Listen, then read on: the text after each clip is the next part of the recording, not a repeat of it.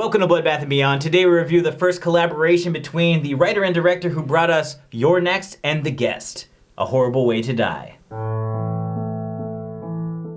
Written by Simon Barrett, directed by Adam Wingard, starring AJ Bowen, Amy Seimetz, and Joe Swanberg. A Horrible Way to Die is about a recovering alcoholic who dated a serial killer and is now trying to piece her life back together, but he's just escaped from prison. This is actually a recommendation from Patreon. Our top donator, Deke, had recommended this one for us, and I'm surprised that we haven't seen it before because Simon Barrett and Adam Wingard, we've reviewed most of their movies that they've done together, and I hadn't even heard of this one. So that's awesome. So thank you, Deke. What do we like? I really like the atmosphere in this movie. The way they filmed it, the cinematography really added to the overall tone of the movie. There was kind of a mystery to it, and the way that it was laid out for us, the way it was told, it really enhanced it. If it was a lot more straightforward, shot just very plainly, I think the movie would have been a lot worse, but the way they did it just actually enhanced the movie experience. I like seeing AJ Bowen, who I've basically only seen in like comedic roles up until this point. Seeing him as like a serial killer is kind of weird. It's just such a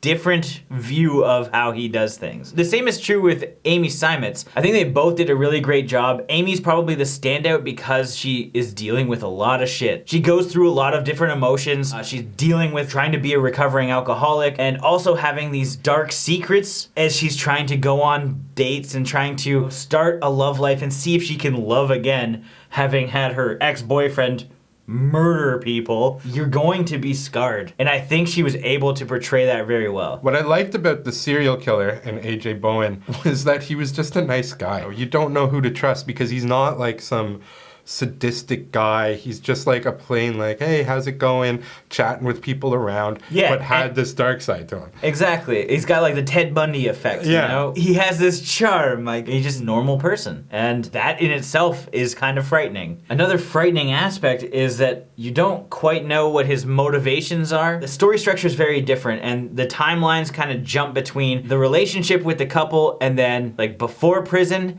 and then after prison. You're only given small bits of information to try and work with to piece together to try and figure out, okay, why did he do this? What's happening? And is this just a hobby for him or were there, you know, deeper reasons behind things? So they avoid things like a big exposition dump. Scattering those pieces of information and telling that story in that way just keeps you more involved. You're much more interested in it. You know, whether did it in just chronological order, I don't think would have worked nearly as well. I don't think so either. And I think if they just did like a monologue of the like serial killer telling us is like, this is what I do, this is who I am. They skip all of those things. We learn as we go. Sarah and Garrick, the killer, have this really sweet relationship, and it's just so like terrifying in a way because you know what he is and what he's done. So it's really well done. Yeah, it's like if somebody sneaks out at night, it's always going to be, they're cheating on me. Not, he's going to kill people and go to a storage locker where he's keeping bodies. Well, guess what? Maybe they are. Look into your significant other a little bit more. No, that's kind of weird too, because I hope that you guys aren't all dating serial killers. Trust no one. What didn't we like about this movie? Even though I think the movie wouldn't have worked in a chronological order, I do think that separating the timelines in the way that it did was very distracting and hard to follow. Mainly because there's nothing significant about Sarah's character that tells you that this was before prison or after prison. With Garrick, you do know because he has facial hair, but with Sarah's character, there should have been a way to differentiate the two timelines. It could very clearly be that she was a brunette 3 months ago, and that's how we know it was happening. She's a recovering alcoholic, she's changing as a person.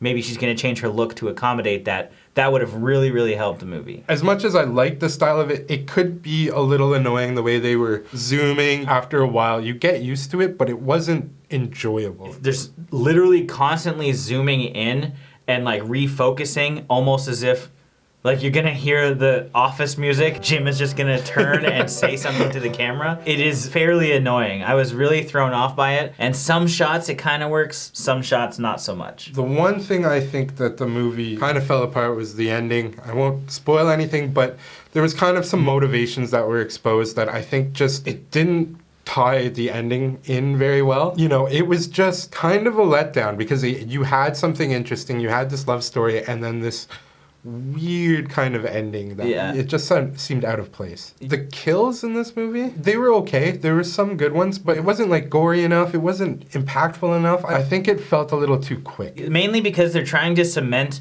Garrick as this like prolific serial killer. You like see maybe 2 kills before he goes to prison and they're mediocre. You don't even really get a good look at them. You do hear that there's like a following on Facebook, kind of similar to what like the Ted Bundy stuff that's happening. But like his actions or his motivations doesn't lead you to believe that he's anybody special. It seems like he only killed 2 people and was caught. There was nothing like horrific in the way that they were killed. So that, I think, was one piece that was missing, and that would probably have tied the whole movie together much better. And the title, A Horrible Way to Die. The way that he kills is not necessarily a horrible way to die. But in the context of the film and the title, it doesn't really add up. It should have been named something different. I think like A Horrible Way to Live would have been better. If you're Sarah, how do you live knowing that you dated a serial killer? And how can you get into a relationship with somebody else? Because you might always have that sneaking suspicion that if they ever leave the house, maybe they're murdering somebody. It's a horrible way to live, not a horrible way to die. Yeah, it's time for our final thoughts and ratings. It was interesting going back and watching the first collaboration between Simon Barrett and Adam Wingard. It's neat to see where they started. Independently, they had projects prior to this, but after that, they continued to do a series of films. There's a lot of interesting aspects to this movie, and I think it's worth watching because you know the history of the people involved. And AJ Bowen, Amy Seimetz, and Joe Swanberg all do an excellent job. I did like the way that the story was told with the different timelines. However, it was also frustrating at times because you weren't 100% which timeline you're watching. The camera work was interesting because you don't often see in-camera zooms. At times this worked, but a lot of the time it did not. It seemed very experimental, and so I do commend them for that, but at the same time I can understand why a lot of people haven't seen this movie or heard of it. But I think it's still worth watching, so I'm gonna give this 3 lock cutters out of 5. I think this movie is really interesting. I think it had a lot of potential. I can see why their careers would take off as a duo. They had a great vision and a great story to tell. Maybe the execution was a little more amateur than people would expect, but overall you have a great atmosphere, you have a great story, you have great acting, and putting all those things together, you have an enjoyable film. There are more things I would have liked from it, but, you know, I think it's worth watching because it's interesting to see where people begin kind of their careers and their partnerships with. I also think people just enjoy it. So for that reason, I'm going to give it 3.5 awkward lean-ins out of 5. As always, thank you for watching. Like this video and comment below with your thoughts on the film if you've seen it. If you haven't and you do want to check it out, there are links in the description where you can find it. And if you want the opportunity to recommend a movie for us to review, definitely check out our Patreon. And if this is your first time here, make sure you subscribe to the channel to stay updated with everything Bloodbath and beyond.